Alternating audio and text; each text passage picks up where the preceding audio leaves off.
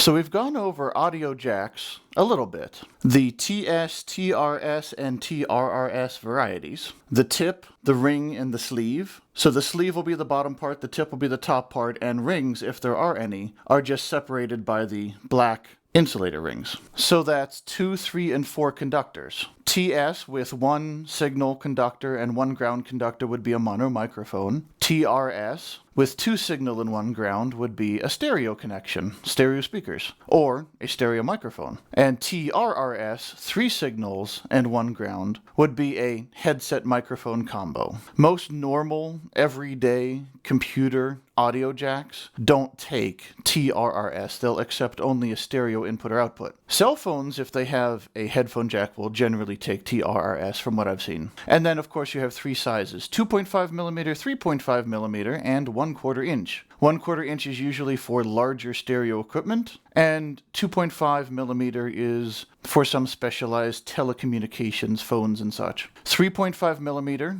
what I just showed you, is the common for current cell phones, computers in general, and your mobile players and all that other stuff. So I want to do some work with audio in the back of a computer, and to do so, I make a breakout cable from the computer plug to one I can easily use in a breadboard. But I encountered some difficulty. Unlike every other wire I've ever seen, the wires in speakers and headphones, microphones that you connect with the 3.5 millimeter jacks are insane. Can you see these wires? That's not just my camera quality. These wires are less than a millimeter thick. It might even be as little as 1/4 of a millimeter. Maybe not quite that small, but they are thread size. I have legitimately used thread for sewing in the past that was thicker than this, and they're wrapped around each other. At first I thought it was bare wires that are painted and I couldn't figure out how it works, but no, these are actually insulated. We'll get to why the tips are black in a second, that's my doing. But we have one copper-colored one and one red one, if you can see that at all. They are so small. But this is from a mono microphone, so there's 1 signal and 1 ground. So 1 conductor path, essentially. They are so small that the insulation, the acrylic insulation, is dipped and painted on. That's insane. These things are impossible to work with. You can't just strip these wires. So before I go ahead and show you how you can actually work with these, in my frustration I said, well, if I can't do it the normal way, I'll do it another way. So instead of making a breakout cable, I made a breakout board. So I took a standard cable that I did not cut open. So this end is TRS, so this would handle a stereo connection.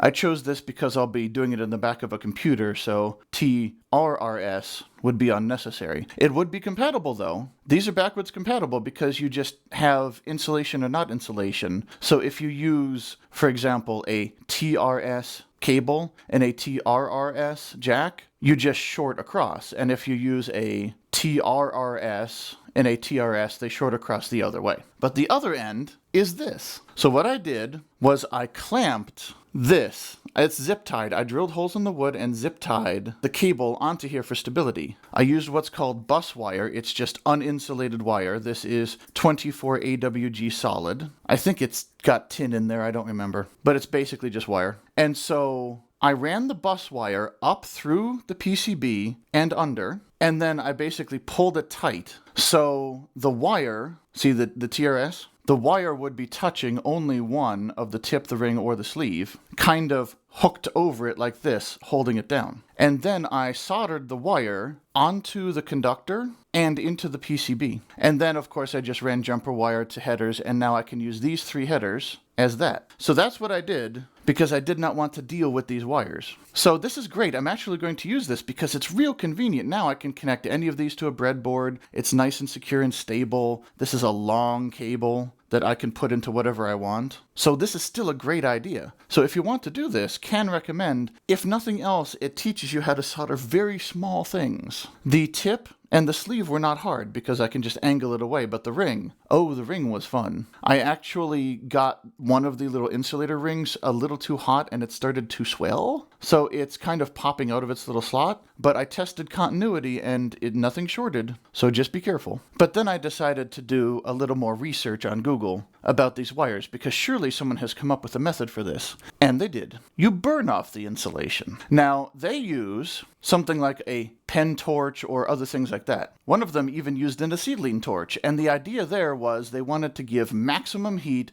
as quickly as possible to not get down the rest of the insulation and start melting it. What I've discovered is that that's not really as much of an issue. If you look at these wires, or attempt to, because they're so small, in order to work with these wires, you'll need some length anyway. They're not fragile. I am pulling on one right now. They are metal. Very thin stranded metal. Believe it or not, each of these tiny things is actually stranded, so there's more than one. So the wires themselves are even smaller. But you're still going to want some length to work with. I would recommend, if you want to connect something to this, you wrap it around, do a good old wire wrap. You know, that's retro. But in any case, normally if you're working with a wire, you'd just strip off maybe that much. This one I've stripped off just over an inch. The cable is plenty long. Audio cables are generally long, and if they're not, go down to Goodwill and get some more. So the issue of melting this insulation is really not an issue at all. The actual issue is, like I said, these are black. So when you burn something, it generates carbon. Normal fire, not any specialized burning. When you set fire to this, it generates carbon, so these are coated in black and it doesn't want to come off. It's kind of, I guess, embedded in the outer layer of the metal or something, because my finger's not turning black. But some forms of carbon are actually electrically conductive. And apparently, whatever chemistry is going on here, either this is the form that's electrically conductive, or it's not thick enough to matter. When I used an alligator clip on it, it conducted just fine. And of course, carbon is an excellent insulator against heat. It's a bad thermal conductor, so it doesn't want to burn off anymore, especially since it's a product of the combustion anyway. So let me show you what I've done. The first thing, of course, is cut off the wire to a working length. Then strip it, and since we're not going to know what wire gauge this is, get your big strippers, start on the biggest one, okay, too big,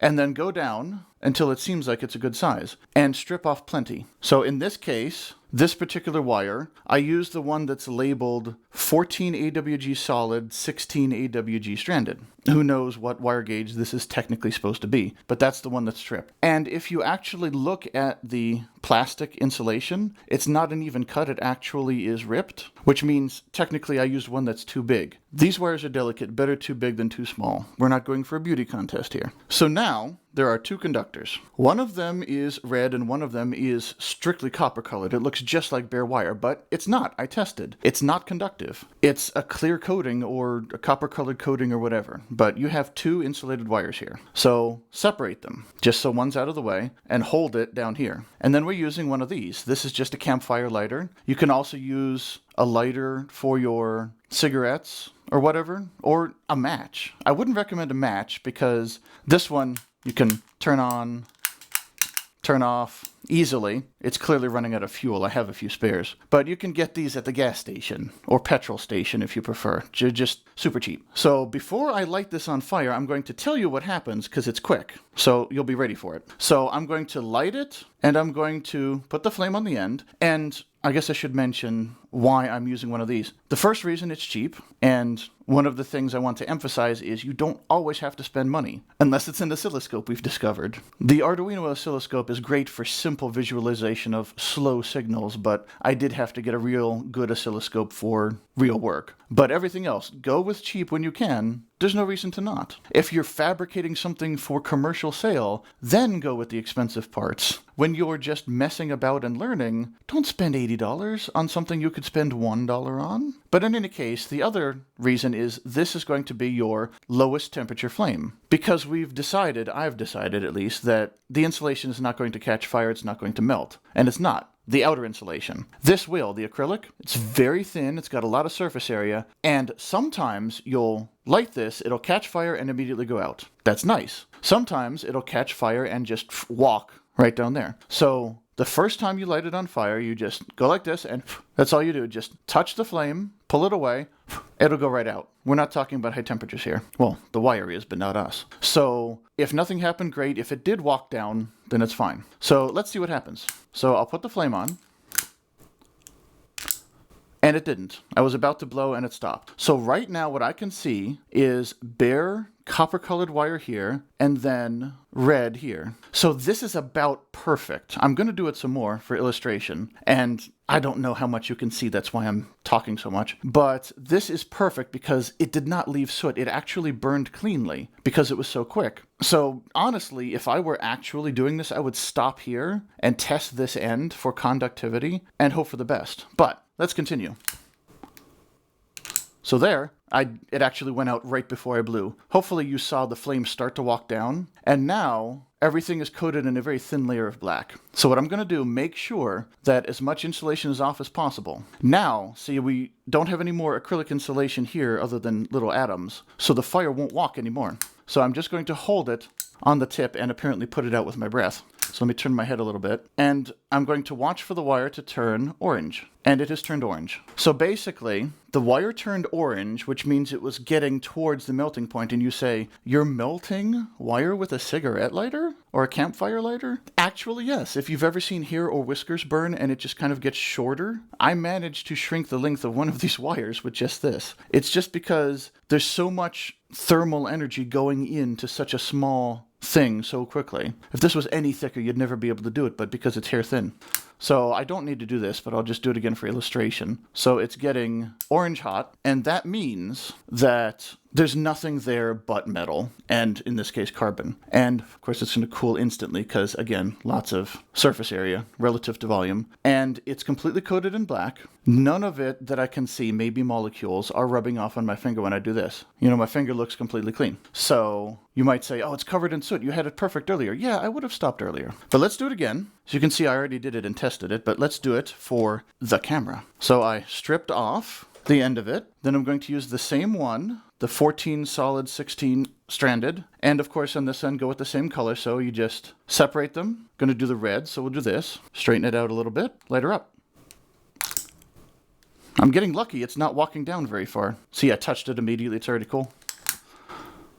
So make sure to burn off the insulation, and then look for the wire to get red hot, or orange hot, not even red. And you'll know all of the insulation is gone. So now we test continuity. So I have here my breadboard, and of course I'm improvising heavily because I'm in the middle of like 4 different things. This is not a static mess, I promise you. I'm just doing a lot of things as I do videos in between. So right here, I have the negative probe of the meter connected to an alligator clip, which is connected to another alligator clip, and I'm going to connect this via alligator clip to one of the ends of this wire directly on the black part. I'm clipping right on the black part. So put that over there. And then unfortunately, I can't find my other blasted alligator clips. So the positive lead I'll plug into my breadboard. I'll plug the clip and header combo into the breadboard, and then this wire, where did I just throw it? Here. The other end of the red, which is now of course black, I will connect with this alligator clip there. And now let's turn on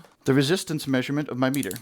And as we will see, 3 ohms. Now that is high. A wire should be 1 or less, even one this long. So clearly, I think the carbon is having an effect. Maybe, maybe not. Now, one thing about solder is solder has flux, which is an acid. Or usually, at least, as far as I know. That's what gets rid of the oxidation on the surface of the metal to let the solder flow better. That's what flux is for. So it's possible that the flux will have an effect on the carbon. It's possible the heat will. It's possible because it's a liquid state metal, it's going to get in the cracks better. Soldering is probably going to get you better conductivity. We'll see. But just for fun, I'm going to connect the wire I have not done anything to, the one that is just regular copper colored. I will put the clips on that end there, and I'll switch this clip over to the other end of that copper colored one. And as we can see, even if I turn to maximum detection, we're still getting too much to really carry a signal. And if I switch back to the one that we stripped with fire, and isn't that cool? When someone asks you about your wire stripping technique, they ask you what kind of strippers you use, what brand do you buy, and you say Coleman. And they say, what? And you say, yes, I use fire. But in any case, reconnect, and we can see,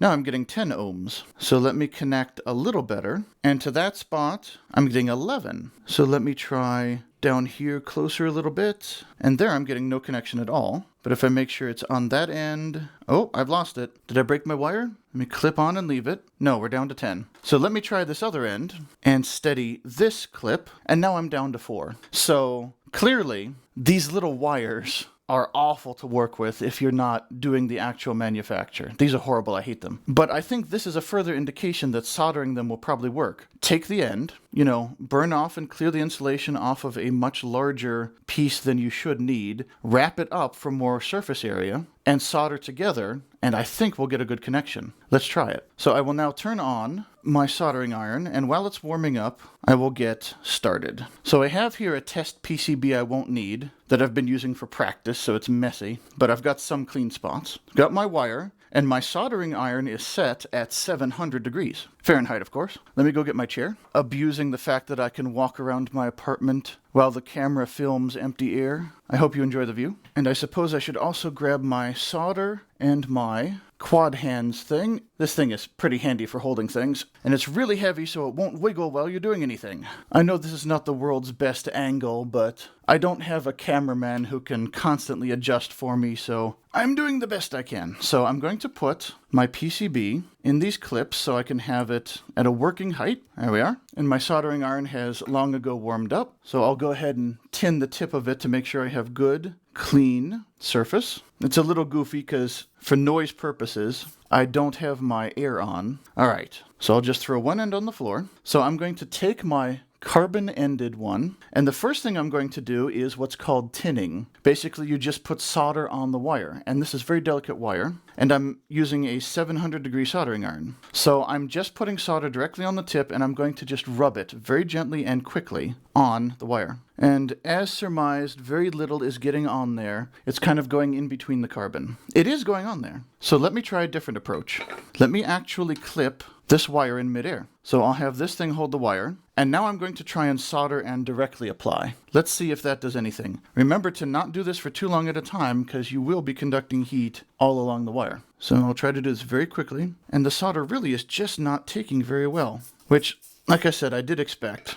So it may be that this tinning step is not worth your time. There is definitely solder on there, but it's only where there's not carbon. Although it does almost look like the carbon is thinner. It looks more copper colored. So let's forget about the tinning and see what kind of conductivity we get just putting the wire into this board. So what I'm going to do is actually thread this wire up through a hole, or attempt to. This is straight up like sewing. I'm threading a needle. So I'm putting the wire through a hole in the PCB. Now I'm going to put it down the next hole over. I'm going to be smarter and use my needle nose pliers here. Try to not get my head in the way. So I'm just going to put this wire down the next hole over. Okay, I've got to lean in to see what I'm doing. There. So now I'll pull it through. So now I have the wire across those two pads. And I'm just going to clip this wire. I have little clips. I got these at the grocery store, like 89 cents each. Just going to clip that on to hold it. I could also use some of these, but that one's easier. So now I'm straight up just going to solder the two holes that's in. That will hold it in the board. That will give me connection to it. Let me re-tin my tip here. See, if you let it sit there for a minute in the air while it's hot, then it oxidizes, so it starts to tarnish, so you have to use solder to clean it off. So let me go ahead and fill with solder these holes. Now 700 degrees will definitely be enough to melt and destroy this wire if you have it on there for more than a moment. So don't have it on there for more than a moment. So now I have a nice solder bridge across those two holes. Perhaps you can see right here, I've just soldered across the two holes. So I'm going to turn it over, and the wire is fine. It's in there. So now I don't need to clip anymore. Well, just so I'm not ripping on anything, I'll go ahead and clip it over here. So now I'm just going to apply a little more solder to the underside because solder is really cheap. So there's no reason to not go slightly overboard in a weird situation like this. So I'll solder under here. Nice big gobs, these tiny little wires. So now that's solder in both holes. To solder bridge, you put solder in both holes, let it cool for a moment, then put more solder on quickly before it melts the bubbles. And there we are. So now both of those holes are connected. So now I have soldered this wire into this board. So now I'm going to go ahead and solder the other one in, and I'm now realizing I'm going to need a way to properly hold this wire on, because if I have tension on this, it's going to rip out this thin wire. Now, the first thought would be hot glue, but I don't feel like getting up and doing that. So for the moment, I'm just going to leave this clip on, and I'm going to go get another clip. If you're doing this properly and you're going to keep it, then you probably want to make a crimped cable or something like that, or else find a better way to do this. And wouldn't you know, I just found my alligator clips, so that's great. See, this is my life. Only I could own 6 of these little clips and know where one is. There are downsides to doing multiple projects at the same time. I found them. Are you proud of me? Do yourself a favor. Even when you're going to get things out half a day later, put them away. So let's take the other end of this wire, and I'll just clip it on the other side, just like I already clipped this one on. Give myself a little more slack. There, now that's clipped on. You can hold this for a minute while I go ahead and get this threaded through. So I'll go down through this hole, because I'm on the underside. So put that through that hole, and let me release and redo the clip so I don't have the same tension on it. There we are. Now I have the proper tension to hold that in there. Turn it over, and now put the wire down into the next hole over, carefully. Ideally, we do this only once. There, just push it right down, pull it tight, and now we solder. Now, I'm not worried about shorting this wire because I'm shorting it to itself. Let me clean this off. It doesn't matter if it shorts to itself. That'll probably just be good and increase the surface area of this tiny little wire that I hope to never have to work with too much again. So solder this side. And one benefit of applying so much solder is if you do use excess heat and break the wire, the solder will connect over as long as the wire's in there, sort of. As long as the wire still exists in some form in your ugly but functional solder bridge. So now let's turn her over again. Out of the way. And, ooh, that looks good. And actually, that's interesting. Now that's interesting. So I used a lot of solder, and the solder actually ran down because of gravity. The solder ran down and has coated this wire through sheer gravity. Well, what do you know? Oh, actually, you know what? No, it hasn't. That's a wire of solder. Oh my goodness. Oh, I have to show this to you. I really think that's what it is. It is. Oh, I don't know if this will show on the camera. But, so you've got the wire going in and then coming out, and this is the other carbon colored end. And then right here, if it'll focus and I can get a background, right here, this, I think, is a solder wire. Let's see if I'm right. I'm going to apply the solder tip and see if it just collapses. Oh, it did! As I was applying all that solder, it dripped down. It was a stalactite. Or stalagmite, whichever one's hanging. It actually did that thing in a cave system where the sediment builds up and drips, and it just made a stalactite. That's amazing. I've never seen that before. Live, on camera, recorded for your pleasure. So let me just collapse that back down. Oh, that's hilarious. So what I was actually going to do, when I was interrupted by the universe, is go ahead and apply some more solder to this end. So I'll just cover this in gobs for stability. Actually, let me clean this off. Because that solder was sitting on the iron for a little bit, so it actually started getting black. So now we're going to have nice fresh solder. Let it cool a moment, and then we can work on bridging. Let it cool a moment. I want to add a tiny bit more. It is hard to work with wires like this, and a bunch of the solder actually went into a hole next to it. But I will examine and see if I've done a good job. On the other side, yeah, a bunch of solder came through the other side, but like I said, this is a thin, delicate wire. More stability is not going to hurt it. So there we go. And now all I'm going to do is take 2 little pins, just these little male header pins that it might be focusing on. But in any case, just normal pins. Let me do them on the front side so that I can then plug wires into it. So the way I do single pins is I actually put solder in the hole first. Some months from now, I might do a how to solder video. That's not solder. I might do a how to solder video in months, but I'm not going to be showing you anything that somebody else won't show you better. So I recommend looking up videos of someone who actually knows how to solder. But in any case, I'm just going to put some solder in this hole and it'll cool. And then what I do, I clean off the soldering iron. I take the pin and I put the pin above. And unfortunately, you're not going to be able to see this, but I'll narrate. I'm holding the pin touching the ball of solder. I'm going to take the soldering iron underneath, and I'm going to touch the other side of the board to warm it while I'm pushing the pin in. And it instantly heats up before you scorch your finger. Don't do that. So now the pin is in the solder. So now instead of holding the metal, I'm going to use my fingernail on the plastic, pressing down, and heat the underside again. And now it's perfect. The plastic part is nice and flush with the board now. And then you can just turn it over and add a hint of solder. Do it quickly, otherwise it'll just fall out again. But you can just add a hint of solder very quickly to give it more stability. There we go. And now I'm going to solder bridge over to the existing connection, just for testing purposes. All right, let me just dump gobs of solder on here to save time. There we go. If you're having trouble doing solder bridges, you can turn the heat down on your iron a little bit, but not too much. I find that 700 degrees Fahrenheit works great. So anyway, now I have one header pin connected to that. So I'll just do it again for the other end of the wire. So I'll put a ball of solder somewhere convenient. Let me do it over here. Just put a ball of solder in there, let it cool, clean off the soldering iron, get one little header pin out, close the box so you don't have to be cleaning single header pins out of your shag carpet, or I guess pile carpet. So just hold the header pin above the board, pressing lightly on the solder ball while you reach underneath with the soldering iron to warm it, and quickly just let it get in the solder at all. And clearly I missed, so let's try that again. Oh, this is clearly not a professional technique, but it's the me technique. I think I need more solder. I don't think the ball is going all the way through, so just add solder and see if that helps. There we are, that's a bigger ball. It always helps if your balls are somewhat larger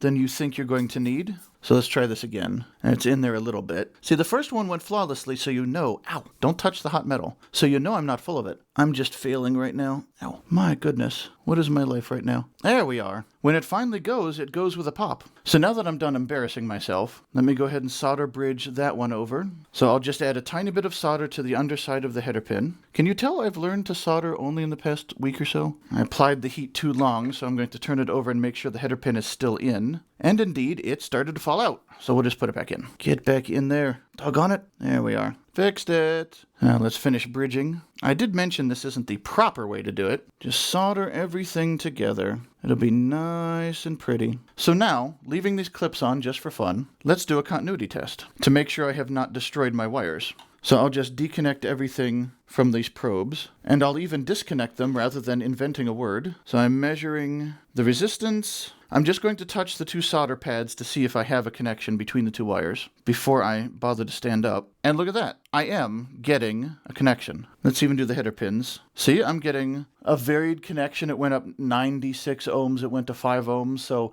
clearly it's connected, and that's just due to my bad contact with my fingers. So now let's go back up to the breadboard. So I don't need these alligator clips anymore. I'm going to take my normal probes. Also, I will turn off my soldering iron. So I'm going to just plug my meter into my breadboard. Let's do positive there, negative there. We're not actually applying power or anything, so there's no polarity anyway. So now I have my quote-unquote breakout board with two header pins, which somehow I did end up putting on the underside of the board, but who cares? This is just demonstration. So I will take two male to female connections. I'll put one in positive. I'll hook one in negative. Put this somewhere. And then the moment of truth, 3.5 ohms. 3.4 even. So messy, awful soldering job. Holding the flame on admittedly longer than I needed to, so if you're quicker, you'll probably get less soot. Going through loose wires through a breadboard with bad soldering technique. 3.4 ohms. 3.4 ohms is still going to be usable. This is not how you're going to get an HD audio connection. If your point is to get signal from point A to point B with the highest quality, go buy cables. The point of this is trying to work with these cables. If you want to make a breakout, if you want to do testing, if you want to create a converter from one type of cable to another that does not exist. There's not always an immediate use case for a technique. Sometimes you learn the technique and you apply the technique to something else entirely. The good news is it can be done. An absolute pain in the butt, but it can be done. I think that being careful to burn it for less time, because remember when I first applied it, I got lucky and got a nice clear no soot connection. So what I would do is just cut off a length, burn the tip. If it comes away sooty, cut it off, burn the next bit until I get lucky. And then I would also do a proper wire wrap around a pole. I might even use a header pin. I could actually put a header pin in the breadboard, wire wrap it, and solder it to the pin, or something like that. Or even better, if you're creating a cable-to-cable connection, your other wire is going to be thicker, so wrap it around that other wire and solder it on there. But like I said, it can be done. As crappy as that was, and I'm only getting 3 ohms when 1 ohm is probably nominal, that's not bad. So I recommend you think about how you're going to connect wires up and try and improve on my technique. And while you do that, I'll be seeing you.